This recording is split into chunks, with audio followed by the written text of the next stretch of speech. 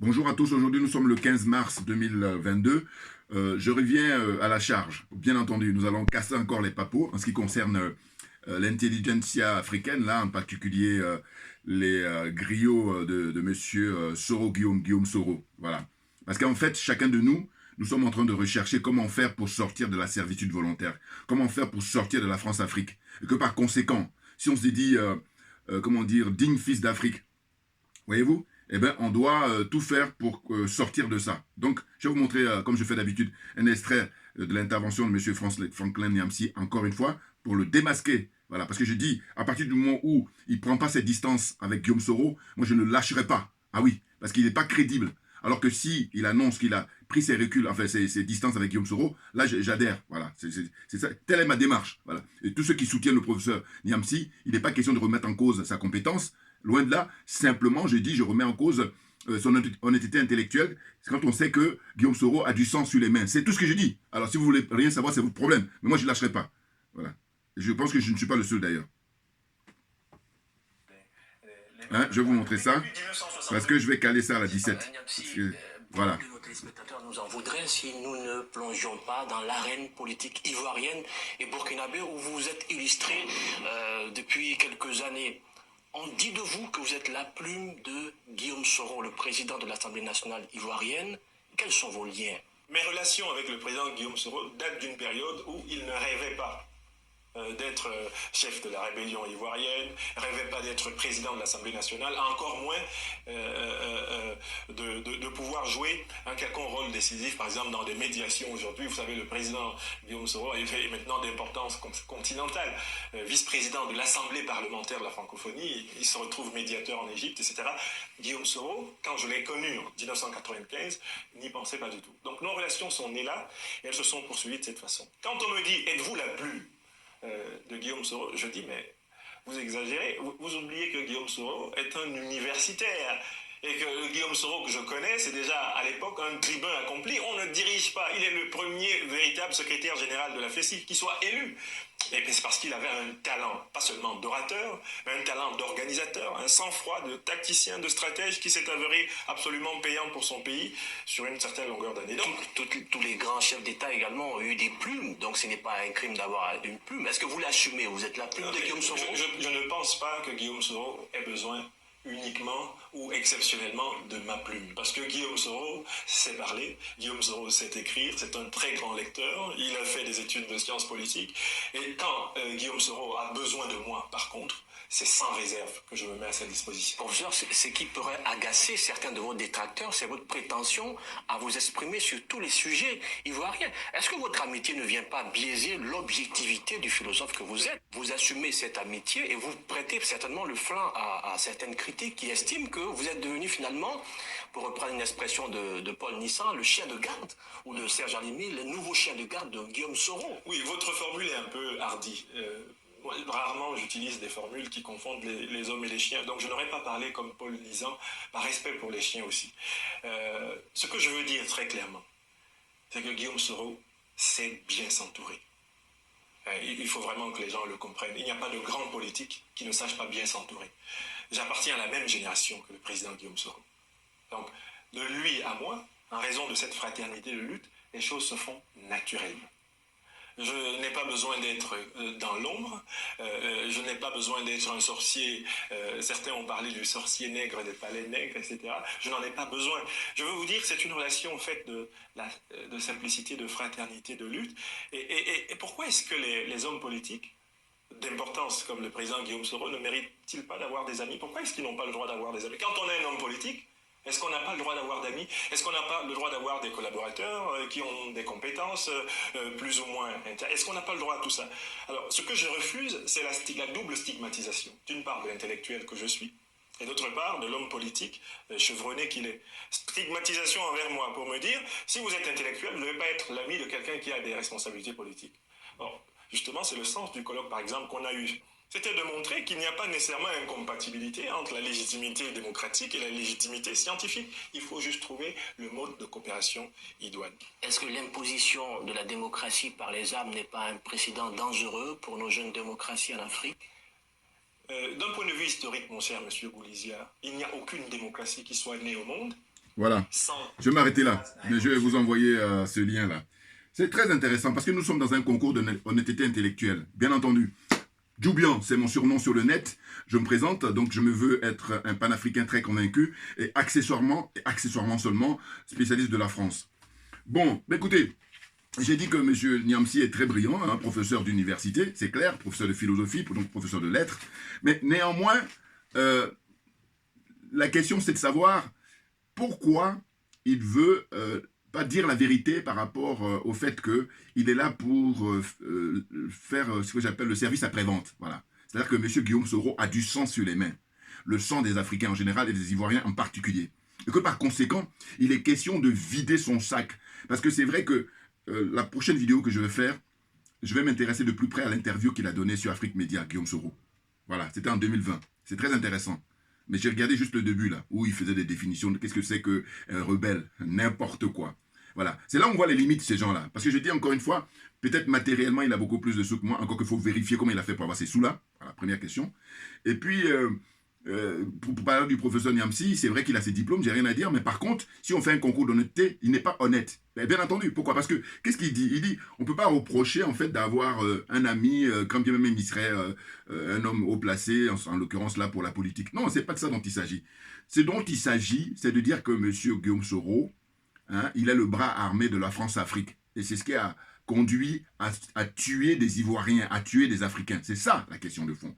Et le peu que j'ai regardé là pour Afrique Média, encore que je vous dis, je reviendrai là-dessus, hein, l'interview qu'il a donné à Afrique Média, parce que je trouvais très intéressant. Eh bien, ce qu'on constate, c'est que M. Guillaume Soro, aujourd'hui, il va facilement invectiver M. Ouattara, l'insulter, le traiter de tous les noms, mais il veut se garder de comment dire, attaquer la France-Afrique, attaquer les dirigeants français.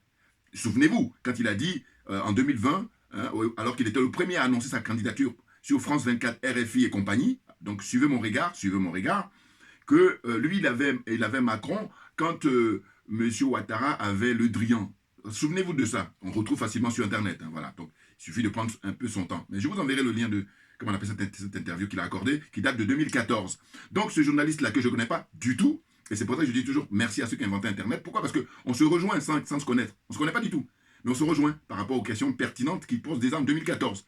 Et puis quand il parle de chien de garde, moi, c'est pas lui qui m'a soufflé, c'est que dans mes lectures, dans mes recherches et tout, voilà. Vous voyez, aussi bien le livre de Paul Nizan et puis aussi le documentaire dont je vous ai montré en DVD, ceux qui me suivent régulièrement, voilà, j'ai déjà montré le DVD. Hein. Et le DVD, le titre, c'est Les nouveaux chiens de garde qui se sont inspirés des chiens de garde de Paul Nizan. Vous comprenez?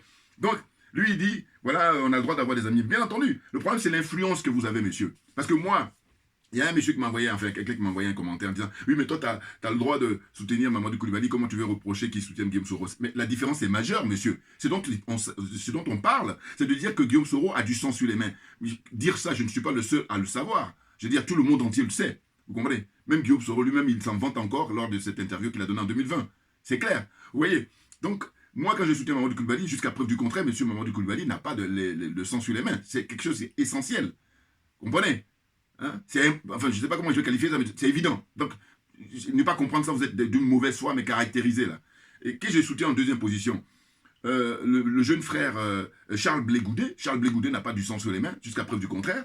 Qui encore que je soutiens? Madame Simone Gbagbo. Bon, même si je lui reproche de faire de la propagande, enfin, comment dire, elle parle de la religion, voilà. Ça doit rester dans la sphère privée selon moi, voilà. C'est tout ce que je reproche elle. Hein. Mais sinon, si on sort de ça, c'est une patriote que je respecte beaucoup. Voilà. Une femme digne. Donc, Guillaume Soro, le problème, c'est que il se garde de, comment dire la vérité aux Ivoiriens, dire la vérité aux Africains, parce que ça libère la vérité. Or, là, il n'est pas libéré parce qu'il ne dit pas la vérité. Par exemple, là, très rapidement, j'ai regardé comme ça, j'ai parcouru en vitesse, mais je vous dis, je vais regarder de très près, puis maintenant, je vais faire une vidéo là-dessus, sur l'interview qu'il a accordée à Afrique Média. C'est qu'il dit qu'à l'époque, M. Ouattara aurait récolté 32% des voix, et puis M. Gbagbo, je crois que c'était 34 ou 36%, et puis M. Konan Bédié aurait 25%. C'est faux, c'est archi faux. Et c'est la raison pour laquelle M. Henri Konan Bédié, lui, doit dire les vérités aussi. C'est ça qui est fatigant. Mais oui. Mais là, ce que je constate, c'est que je veux leur accorder une certaine circonstance atténuante. Pourquoi? Parce qu'ils ont un certain âge. Donc, c'est une certaine époque. Alors que Guillaume Soro est beaucoup plus jeune que moi. C'est ça, moi, mon problème avec Guillaume Soro. Mais oui. Mais quand tu es jeune, il faut vivre avec ton temps. Or, tu ne vis pas avec ton temps. Ne serait-ce que même quand il s'exprime comme un vieux.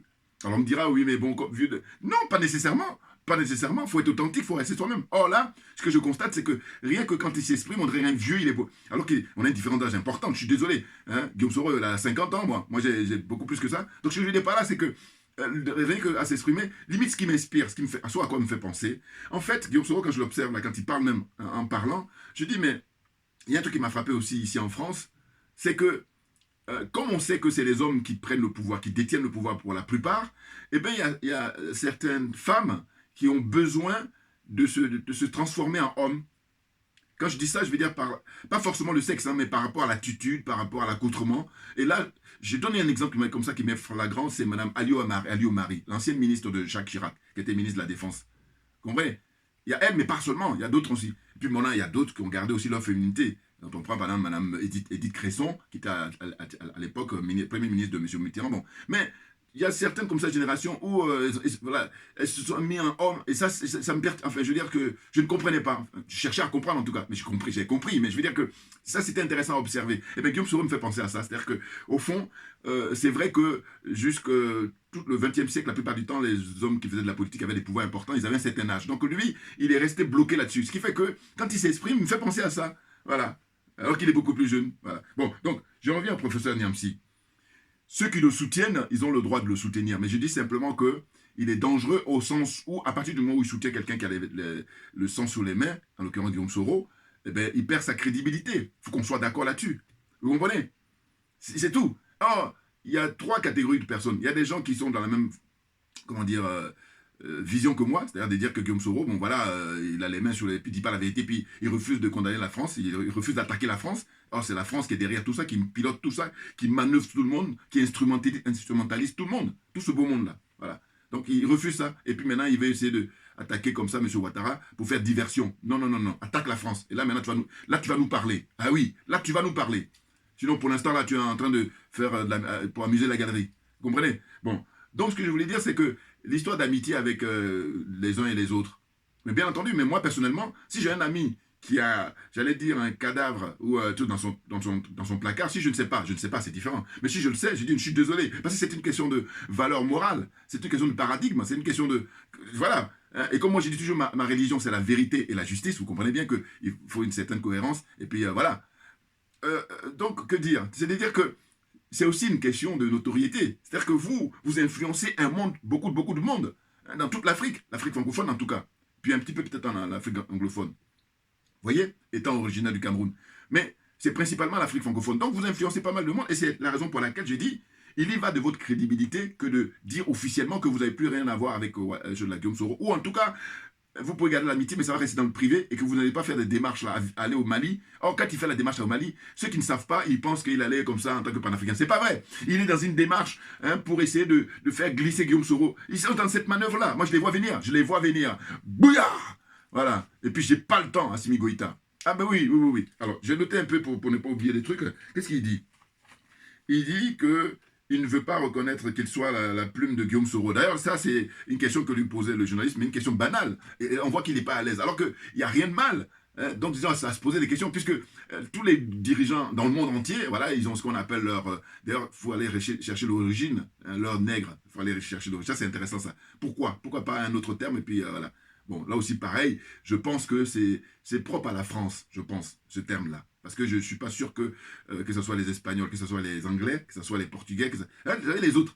Mais je ne suis pas sûr qu'ils utilisent ces termes-là pour les gens qui écrivent, comment on appelle ça, qui écrivent des discours, voilà, qui s'inspirent pour les hommes politiques, ou les écrivains. Enfin, en tout cas, le nom qu'on donne en France, c'est le nègre. Voilà, vous êtes le nègre. Donc, je crois que c'est propre à la France. Et puis, quand je dis que je suis spécialiste de la France, tout ça m'intéresse, bien évidemment, tout naturellement. Vous comprenez? Bon, donc, lui, déjà, on se pose des questions. Pourquoi cette gêne? Non, mais voilà, et puis toi, tu es un universitaire, tu es beaucoup plus qualifié au point de vue de la réflexion, et puis c'est ton boulot. Alors que lui, c'est un homme politique. Bon, donc on peut comprendre, et puis même c'est quelque chose de banal, encore une fois. Donc, le fait qu'il essaie de contester ça, déjà, ça pose problème. Voilà. Parce que je dis, s'il y a un truc aussi simple que tu ne veux pas reconnaître, même si c'est vrai que c'est une question d'orgueil, voilà, et puis il n'a pas envie de vexer Soro, alors qu'on le sait, voilà. Même si tu ne l'es pas à 100%, tu l'es. D'ailleurs, même quelques minutes après, il dit, dès qu'il a besoin de moi, je suis là présent. Bah oui, bah, il a besoin de toi tout le temps. N'importe quoi. Enfin bon, bref. Donc, il dit, voilà, il souligne aussi que, selon lui, dans cette interview-là, Guillaume Soro, il sait bien s'entourer. Ah, tu en es sûr? Ou alors, vraiment ceux qui s'entourent, parce que je dis, moi je peux leur conseiller, hein. Dites à Guillaume Soro qu'ils disent tout sur la France-Afrique. On a aujourd'hui, hein, combien? En 2022, au mois de mars 2022, en l'occurrence le 15 mars, voilà, qu'ils disent la vérité sur la France-Afrique. Ça va libérer tout le peuple africain, et puis les Ivoiriens en particulier. Par exemple, n'importe quoi, des imposteurs. Donc, il défend Mordicus, Blaise Compaoré, voilà. Pareil, si vous poursuivez, parce que moi je me suis arrêté là, comme je fais d'habitude, je prends 5 minutes là, eh bien, si vous poursuivez l'interview, vous allez voir, il défendait, en fait, comment on appelle ça, le pouvoir de Blaise Compaoré. Voilà. Mais tout s'explique. Parce que Guillaume Soro lui-même, il a des liens très forts avec Guillaume Soro. Guillaume Soro a des liens très forts avec Blaise Compaoré. C'est ce qui a permis d'aider la rébellion pour renverser M. Laurent Gbagbo. Et tout ça instrumentalisé, parrainé par la France. Voilà, c'est ça. Et puis là, je la résume. Hein, là, je résume. Maintenant, je dis eux qui sont les acteurs principaux, mais qui nous donnent les détails, parce qu'aujourd'hui, on a l'heure d'Internet, on a l'heure de réseaux sociaux, les gens ont acquis une certaine maturité. On n'est plus en 1970, hein, on n'est plus en 1980, voilà, ou en 1950. Comment est-ce que je veux dire? Or, ce garçon-là, quand même il est beaucoup plus jeune que moi, mais il a un fonctionnement de vieux, il est bloqué au XXe siècle. Et donc, ma démarche, en fait, c'est de le sortir de là, parce que je dis quoi? Je dis, mais en apparence, on peut croire que je suis en train de l'attaquer, alors que je suis en train de faire un boulot pour le faire entrer dans l'histoire. Oui, mais c'est vrai que ça va être très difficile. Pourquoi? Même on ne peut pas admirer des gens comme Amical Cabral, des gens comme Patrice Lumumba, des gens comme Kwame Nkrumah, des gens comme Thomas Sankara, des gens comme qui j'ai oublié, hein? Tous les grands leaders panafricains, on ne peut pas les admirer et qui ont consenti des sacrifices pour le peuple, pour l'émancipation, pour la libération de l'Afrique. Et on ne peut pas les respecter, on ne peut pas les admirer. Et puis en même temps, ce garçon-là, là, l'erreur étant humaine, il a commis une erreur de se faire manipuler, de se faire instrumentaliser par, d'une part, Ouattara et surtout la France. Et puis maintenant, on lui demande pour sa réhabilitation, mais dis-nous toute la vérité. Or là, non, il ne veut pas. Bon, pourquoi? Parce qu'il a peur de mourir, naturellement. Et bien entendu. Mais je dis, bon, moi je ne suis même pas pour qu'on le fasse quoi que ce soit. Moi je dis simplement qu'on va te juger et ça va être diffusé en Mondiovision comme on a pu faire pour Blé Goudé et pour le président Gbagbo. Par exemple, comme ça tu vas apporter tes arguments. Or là aussi pareil, il ne veut pas en entendre parler. Mais non, Blé Goudé il est vivant, le président Gbagbo est vivant. Ah, ils sont passés devant la CPI. Or moi je ne veux même pas entendre parler de la CPI. Moi je veux un tribunal africain. Côte d'Ivoire de préférence, mais si on ne peut pas, on va faire en Afrique, quand tu sois jugé en Afrique. Voilà. Que tu dises tout aux Africains, qu'est-ce qui s'est passé, pour que là, on puisse vivre en harmonie avec tout le monde, et puis vivre avec son temps. On est au 21e siècle, nous ne sommes plus au 20e siècle, Guillaume Soro. C'est ça que tu n'as pas compris. Et puis ceux qui l'entourent aussi n'ont pas compris. Oui, parce que leur rêve, c'est que les autres fassent le sale boulot pour eux, alors que moi, j'ai dit, le premier Gaou n'est pas Gaou, c'est le deuxième qui est Gaou, qui est Nyaka, comme on dit. Voilà, qui est Nyata. Hein, la chanson des jeux de la Salfo compagnie, là. Bon. Donc, ce que je veux dire par là, c'est que une erreur, on peut la pardonner, mais c'est le fait de persister, ça devient diabolique. Ah bah oui. Et oui, parce que là, les services secrets français savent où est Guillaume Soro. Et il est dans ce jeu avec eux, il a une carte comme ça qu'il garde, et pour le sortir le moment opportun. C'est-à-dire que ça ne va jamais arriver, mais quand je dis jamais, non. En fait, je veux dire par là que pour moi, selon moi, le pourcentage est maigre, mais il existe. Vous voyez? Parce que tout est une question de comment les choses peuvent se passer dans les mois, dans les semaines, dans les années qui viennent, en Côte d'Ivoire. Voilà. Et donc Guillaume Soro, il est dans ce deal-là avec les dirigeants français. C'est ça qu'il faut comprendre définitivement. Or, ce qu'on constate, c'est quoi? C'est que monsieur, comment on appelle ça, professeur Niamsi, il est dans cette gymnastique-là qui est très difficile. Pourquoi? Parce qu'au fond, lui, il faut se poser la question de savoir quand est-ce qu'il a pris conscience qu'il faut lutter contre la France-Afrique. Très intéressant. Ah bah oui, parce que nous autres, on lutte contre la France-Afrique depuis fort longtemps. Par exemple. Donc, ce que je veux dire par là, c'est quoi? C'est que je dis, vous allez observer que ces derniers temps, on va dire que ça fait 4-5 ans, il charge la France-Afrique. Il charge, d'accord. Bon. Mais en même temps, paradoxalement, son ami vraiment qu'il admire, Guillaume Soro, lui, il est protégé par la France-Afrique. Vous voyez, il est dans un deal avec la France-Afrique. Donc, à un moment donné, il y a une espèce de contradiction, il y a une espèce de escroquerie comme ça, morale, hein, c'est comment dire, c'est incroyable. Ah ben oui. Donc moi, ça m'amuse quand j'observe ça. J'ai dit, mais attends, toi, tu fais le malin à insulter la France-Afrique. Tu as raison, parce que nous, c'est ce qu'on fait aussi. Mais par contre, où tu n'as pas de cohérence, où tu n'as pas de... t'es pas, comment dire, crédible, c'est le fait que tes liens avec Guillaume Soro, tout se joue là-dessus. Alors que dès lors que tu vas prendre tes distances avec Guillaume Soro, là, ouf, tu vas être un homme libre. Totalement libre. Voilà. Et puis maintenant, tu vas enseigner à la jeunesse africaine, hein, tout ce qui se passe dans l'histoire, hein, des dirigeants africains qui ont, comment dire, été... initiateur pour nous libérer, par exemple. J'ai déjà dit ça dans mes vidéos passées. Mais j'ai dit, mais compte tenu de ses connaissances, compte tenu de, comment on appelle ça, de son éloquence, eh bien, il pourrait contribuer, hein, de manière très crédible, de manière très, comment dire, profitable pour la jeune génération. Or là, il est là, c'est que Guillaume Soro qui est ancré dans son cerveau là et dit dire comment je vais faire pour le placer, comment je vais faire pour qu'il y ait une deuxième chance. Mais non, mais n'importe quoi. Bouya, on a compris ça, mon gars. Ah oui, on est bon, on est bon. N'importe quoi, franchement. Donc je poursuis. Qu'est-ce qu'il dit dans cette interview-là? Il dit à quel moment M. Niamsi est devenu... Voilà, ça j'ai posé la question tout à l'heure, j'ai noté, j'ai déjà dit. Voilà, donc j'ai dit, voilà, il confondait, voilà, c'est ça. Il confondait dans cette interview-là la révolution américaine et la révolution française. Voilà, il a confondu avec les rébellions en Côte d'Ivoire. Voilà. Le culot comme ça de mettre ça en parallèle, en disant que oui, ce qui s'est passé en Côte d'Ivoire avec la rébellion les rebelles de Guillaume Soro et puis M. Ouattara, là, eh ben, c'est la même démarche qui a pu se passer à l'époque pour les Américains, hein, la révolution américaine et puis pour la révolution française. N'importe quoi. Vous voyez, c'est là que j'ai dit, mais ces gens-là, ils ont des diplômes, mais on voit les limites. Pourquoi? Mais les limites, c'est dû au fait que si tu es dans la vérité, mais c'est nickel. Alors que si tu es dans le mensonge, tu peux pas, à long terme, tu ne pourras pas t'en sortir. C'est pas possible. C'est pas possible. Et c'est la nature qui veut ça. Et heureusement. Heureusement. N'importe quoi. Vous voyez? Alors, qu'est-ce que j'ai pris encore comme note? Ensuite, excusez-moi. Hein. Non, mais parce que franchement, ces gens-là, compte tenu de leur notoriété, compte tenu de l'importance qu'ils sont en train de révertir auprès de la jeunesse africaine, il est important de savoir hein, sur quel pied ils dansent. Savoir est-ce qu'ils sont sincères. Parce que c'est indispensable. Autrement, on serait sur des sables mouvants. Et oui, et puis, on ne va pas se faire avoir, j'allais dire tous les 5 ans, tous les 2 ans. Non. On se fait avoir une fois, c'est naturel, mais après, on doit prendre les dispositions. Et moi, ma démarche, c'est ça. C'est dire, dis-nous la vérité, dites-nous la vérité. Ils ne disent pas la vérité. Voilà. Et l'autre, il dit que oui, en fait, je vous dis, ça va être intéressant. La prochaine fois, je vais faire une vidéo là sur son intervention sur Afrique Média. Mais parce que je dis, à partir du moment où il ne veut pas reconnaître les résultats du premier tour des élections qui ont eu lieu en 2010, mais j'ai dit à partir de ce moment-là, mais c'est clair qu'on n'est pas sorti de l'auberge. Or, c'est indispensable. Quand il donne les scores en disant que oui, pour lui, selon Guillaume Soro, M. Ouattara est arrivé en deuxième position. Mais on veut bien que tu sois trompé en 2010. Mais si encore, quand on est en 2022, tu continues à mettre cette position-là, mais ça veut dire que tu ne changeras jamais. Et puis tous ceux qui disent, non, il s'est déjà excusé, mais il s'est excusé en quoi? La meilleure excuse, c'est la vérité sur les résultats du premier tour hein, en Côte d'Ivoire en 2010. Voilà, ça c'est la meilleure excuse. C'est-à-dire ça serait un début hein, de la vérité. Un début. Hein. Puis après, il va te donner encore les détails. N'importe quoi. Des nazes. Puis perdre le temps des gens. Alors c'est fatigant. Enfin, bon. Donc la suite, c'est quoi? C'est que la suite, c'est, par exemple... il dit, selon lui, pour le Burkina Faso, de Blaise Compaoré, l'alternance n'est pas une fin en soi. Voilà. Voilà. C'est incroyable. Vous voyez hein, il dit l'alternance n'est pas une fin en soi. Ou alors, qu'est-ce qu'il dit? Il dit, dans le cas du Burkina Faso, il ne faut pas simplement proclamer les principes. Il faut regarder les faits. Oui, mais ça, c'est le don d'un homme de lettres, surtout quand il est comme ça, très éloquent. Voilà, c'est-à-dire que c'est pour ça qu'il faut faire attention, parce qu'en fait, mine de rien, il est dangereux, parce que je t'embrouille, Ah bah oui, hein, qu'est-ce que ça veut dire hein voilà, il dit dans le cas de Burkina Faso, à l'époque, ce qu'il disait, il ne faut pas simplement proclamer les principes, il faut regarder les faits. Mais les principes, c'est important. Ben oui, ben oui c'est là, on ne bouge pas sur les principes. Non mais, que je t'embrouille. Ensuite, il dit, c'était à propos de la tentative de modification, voilà, c'était à l'époque quand il y avait une tentative de modification de la Constitution par M. Blaise Compaoré en 2014. Voilà. Donc lui, il défendait ça. Hein. Francine Niamsi défendait Blaise Compaoré. Il faudrait maintenant lui demander en 2022 quelle est sa position vis-à-vis de Blaise Compaoré qui vit en Côte d'Ivoire, là-bas, caché en Côte d'Ivoire. N'importe quoi.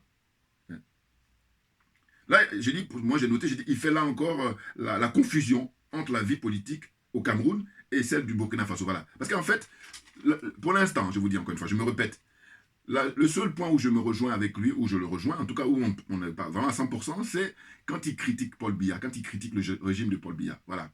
Mais, cela dit, il y a un petit peu une limite, c'est quand je vois qu'il va dire qu'au Burkina Faso, à l'époque de Blaise Compaoré, il y avait l'opposition qui respectait le pouvoir de Blaise Compaoré, et puis par contre au Cameroun, c'est n'importe quoi. En gros, il donne des points à Blaise Compaoré, et puis par contre, il ne donne pas des points à Compaoré. Alors que moi, ils sont pareils, c'est des dictateurs, que ce soit Blaise Compaoré, ou que ce soit monsieur, comment on appelle ça, monsieur Paul Biya au Cameroun. Vous comprenez? Regardez cette différence-là, simple, c'est une différence simple pour moi. Voilà. Lui, hein, quand on l'interrogeait là, hein, en 2014, il estimait que Blaise Compaoré, compte tenu du fait que l'opposition respecte, alors que, quelle opposition? Ils sont tous dans une soumission, enfin, je vais dire dans une contrainte plutôt, le mot est, voilà. Hein, voilà. Il y a des gens qui sont soumis, mais c'est surtout la contrainte. Ils sont dans une contrainte qui fait que, ben, c'est malgré eux, évidemment. Mais bien entendu, aucunement des démocraties. La preuve en est, la jeunesse a fait le boulot, le peuple a fait le boulot. Hein. Ils ont fini par le chasser. Et il a été escorté par la France pour l'emmener en Côte d'Ivoire. Et à partir de là, la France, ils vont encore dire, oui, mais pourquoi vous nous accusez? Mais on vous a pris la main dans le sac.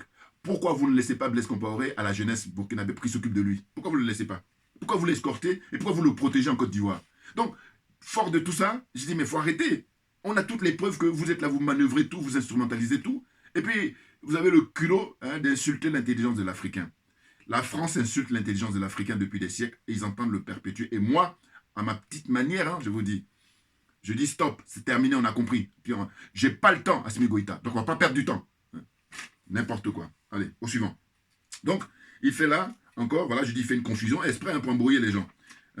Donc, il a surnommé les voilà, c'est ça, il a un terme qu'il a utilisé, il dit les anticolonialistes dogmatiques. Voilà, ça j'aime beaucoup. Quand je dis j'aime beaucoup, je veux dire qu'est-ce qu'il entend par là très concrètement? Voilà. Les anticolonialistes dogmatiques. Voilà. N'importe quoi. Tu embrouilles les gens. C'est vrai que tout le monde n'a pas le degré de connaissance universitaire. Là, on est dans la langue française, parce qu'on va, si on veut parler de langue africaine, là, c'est un autre sujet encore. Pour dire quoi? Pour dire qu'il faut arrêter un peu. Et puis même, c'est une histoire de je tourne ma veste, je retourne ma veste. Voilà, c'est beaucoup plus ça, des opportunistes. Incroyable. Il dit les anticolonialistes dogmatiques. Et puis après, il va même définir qu'est-ce que c'est que la démocratie. Cette interview-là, c'est très intéressant. Voilà. Ensuite, il dit, il considère, voilà, il défend le pouvoir de Blaise Compaoré, je l'ai déjà dit. Donc il va défendre Blaise Compaoré plutôt que M. Paul Biya. Alors que moi je dis non, ils sont tous des dictateurs. Donc il n'y a pas Paul Biya plus que Blaise Compaoré. Il faut arrêter à un moment donné. Même si c'est vrai que chaque pays a son histoire, c'est vrai. Mais pour moi, quand Blaise Compaoré était au pouvoir, c'était un dictateur au même titre que Paul Biya. Franchement, il faut arrêter. Surtout que Paul Biya même d'ailleurs, il est un petit peu détaché des Français, d'une certaine façon. Alors que Blaise Compaoré, mais c'est du 100%, j'allais dire France-Afrique à mort, à mort. Donc vous voyez, mais franchement, heureusement qu'il y a Internet. Donc on a tout ça à volonté pour pouvoir disséquer tous ces gens-là, ce qu'ils ont pu dire. En fait, c'est pour leur dire simplement, il faut respecter le peuple. Et le respect, ça passe déjà par dire la vérité. Rien que la vérité.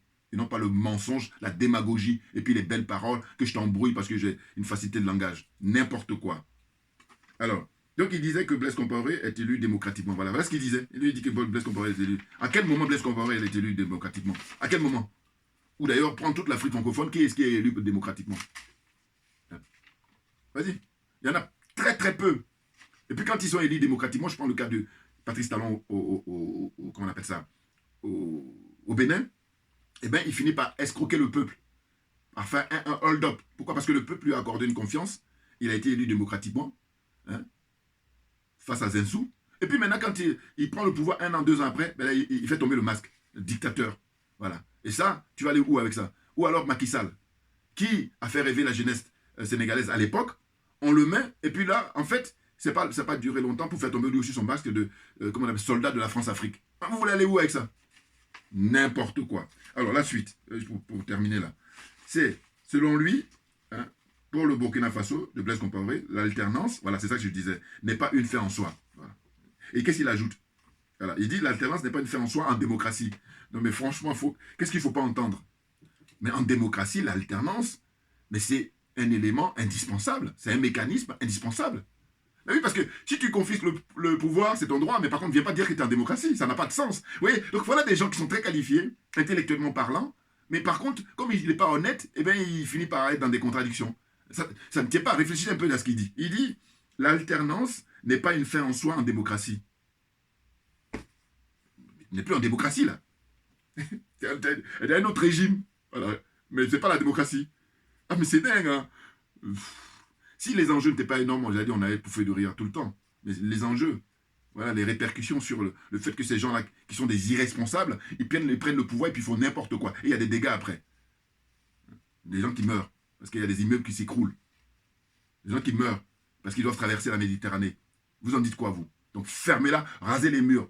À la limite, confiez les dossiers aux gens qui sont patriotes, aux gens qui sont des panafricains honnêtes, intègres. On n'a rien à signaler. N'importe quoi. Franchement. Et qu'est-ce qu'il ajoute encore par la suite? Il ajoute ce qui est une fin en soi en démocratie, c'est le respect des lois, c'est le respect des engagements, c'est la possibilité pour le peuple de censurer les dirigeants quand ils se sont éloignés de leurs engagements. Voilà. Mais c'est ce qui s'est passé au Burkina Faso. Vous voyez, donc je vous dis, quand vous l'écoutez, après il y a une contradiction. Mais pourquoi? Parce que moi, il n'y a pas de contradiction. Pourquoi? Parce que je me veux être dans la vérité, au sens de dire la vérité, rien que la vérité. Alors que là, comme il n'est pas dans la vérité, il dit une chose et son contraire. Mais bien entendu, parce qu'il dit, c'est pas une fin en soi, et puis après il ajoute que, oui, non mais n'importe quoi, n'importe quoi. Vous allez regarder, hein, vous-même, chacun va voilà, se faire sa propre idée, en regardant tranquillement cette interview, qui est très intéressante, elle n'est pas très longue, hein, je crois qu'elle est une des meilleures, quelque chose comme ça. Vous voyez, n'importe quoi. Hein, donc ça s'est soldé à l'époque par le fait que, comment ça s'appelle, Blaise Compaoré, il voulait soumettre au référendum hein, le troisième mandat. Et le peuple burkinabé et la jeunesse en particulier, ils ont dit non, tu as eu tes mandats, même suffisamment. Il est resté 27 ans au pouvoir. Vous vous rendez compte? Il y a des générations, enfin une génération qui a connu que Blaise Compaoré. Et puis qu'est-ce qu'il a construit? Parce que le capitaine Thomas Isidore Sankara, en 4 ans, ce qu'il a fait comme boulot, essayer de réfléchir pour voir dans tous les pays francophones là, qui en 4 ans comme dirigeant a fait mieux que Thomas Sankara. Et Thomas Sankara était un militaire. Thomas Sankara était en treillis. On est d'accord. Donc ceux qui veulent emmerder le colonel, comment on appelle ça, au Mali, Assimi Goïta, j'ai dit vous êtes de mauvaise foi. Et puis vous êtes là, vous n'avez rien compris, hein, vous êtes là pour faire le sale boulot pour la France. Voilà. Alors qu'on a l'illustration que c'est pas la question d'être en treillis, puisque Sankara, justement, en treillis, pendant 4 ans, il a révolutionné hein, la vie politique, comment dire, africaine en général, et burkinabé en particulier. Rapidement, comme ça, les mesures qu'il a prises. Pour les droits des femmes, énorme. Pour l'écologie, énorme. Qu'est-ce qu'il y a encore le nom hein, de Haute-Volta, il a dit non, non, non, non. Nous, c'est pays des hommes intègres. Donc, Burkina Faso, on lui doit ça. Hein, je vous dis, alors qu'il en a fait plein. Hein. Voilà. Et ce qui lui a coûté la vie.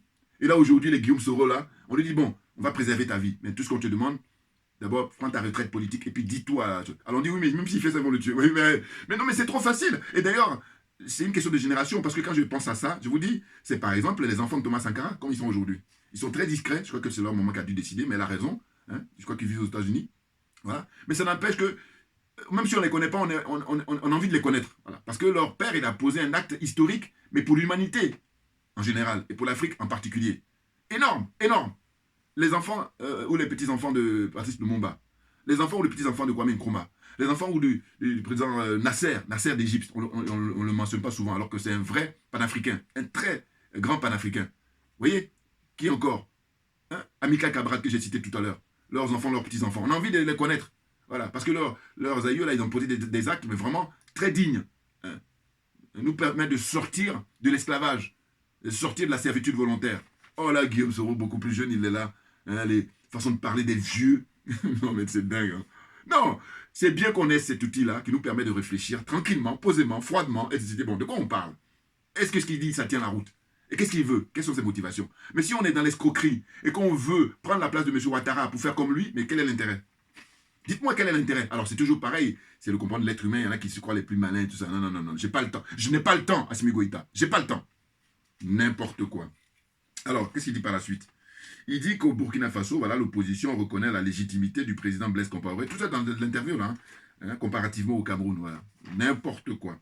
L'opposition reconnaît que les élections au Burkina Faso sont légales et légitimes, contrairement au Cameroun. Alors que je vous dis, moi, ils sont tous des dictateurs. Voilà. Et puis dites-moi le contraire. Qui n'est pas, il n'y a pas que. Voilà. Ils sont très, très peu. Il a dit, mais ceux qui ont la chance qu'on avait, c'était au Bénin et puis au Sénégal. Eh bien non.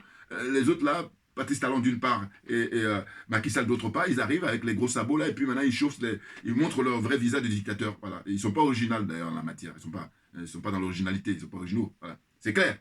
Bien entendu. Il faut être innovant. Il faut vivre avec son temps, alors qu'ils ne vivent même pas à leur temps. J'ai dit, ils sont bloqués au XXe siècle, alors que nous sommes au XXIe siècle. C'est pour ça qu'ils ont un mal fou. Et là, la jeunesse africaine va leur mettre au garde à vous. Ah oui, la jeunesse africaine n'a jamais été aussi prête à en découdre, pourvu qu'il y ait des gens intègres qui ont une notoriété, qui donnent le là. Hein, voilà. Et puis, ils vont en découdre. Ils attendent que ça. Ils attendent que ça. Dieu seul sait. Regardez dans les commentaires, regardez quand il y a des manifestations et tout ça. Alors qu'il y a des gens là qui ont des postes importants et puis ils sont là. Soit ils jouent les spectateurs, soit ils sont là pour compter les points. Shame on you, comme disaient les Anglais. Honte à vous, honte à vous. La honte. Franchement. Je dis qu'on garde les images. Non, c'est important parce que sinon, c'est trop facile. Il y en a qui veulent profiter au moment où Ouattara est au pouvoir. Et puis quand il sera plus là, il sera plus au pouvoir, ils vont encore chercher. Non, j'ai dit chacun son tour, mon gars. Chacun son tour. Et faire ça, c'est juste. Voilà. Mais oui. tu dois faire profil bas, puisque tu as eu le temps de faire n'importe quoi, de profiter d'un système qui était dans le mensonge, dans le déni, à tuer, à couper la tête du petit Kofi. On fait quoi avec ça? On fait comment? Qu'est-ce qu'on fait? N'importe quoi. Donc pour terminer, il dit, voilà, c'est ça. Pour terminer, il donnait la définition de qu'est-ce que c'est que la définition. Vous allez, enfin, la démocratie, voilà, la définition de la démocratie. Voilà, parce que le journaliste lui a demandé qu'est-ce que vous avez comme dernier mot. Et puis là, il se lance toujours dans sa parlotte là. C'est un beau parleur, ça c'est clair, ça c'est clair. Voilà. Donc voilà, ce que je voulais dire, c'est que je ne les lâcherai pas, parce que je dis, tous ceux qui sont partisans de Guillaume Soro, d'une part, dites-lui qu'il prenne sa retraite politique. C'est important. Il va rendre service énormément à tous les Ivoiriens, en particulier, mais les Africains en général. Bon. Et puis, du côté de professeur Niamsi, ça veut dire que, écoutez, moi, je me veux honnête intellectuellement. Et donc, je dis que le professeur Niamsi, j'ai jamais nié sa qualité d'homme de lettres, un homme brillant. Mais simplement, j'ai dit, compte tenu du fait que Guillaume Soro a du sang sur les mains, eh bien, qu'il prenne ses distances parce que ça influence beaucoup de gens. C'est ça que je dis. Parce que si ils ont l'amitié privée et puis il n'y a aucune influence, ça reste entre eux, il n'y a rien à dire. Mais il se trouve que quand il fait des déplacements au Mali, sa démarche là-bas, elle n'est pas anodine. C'est parce qu'il y a Guillaume Soro qui est derrière pour dire comment on va faire pour le placer. N'importe quoi. Bouya, on a détecté ça. Bien entendu. Merci à vous tous pour votre attention et puis à très bientôt. On ne lâchera rien parce que c'est nous qui avons raison. Voilà.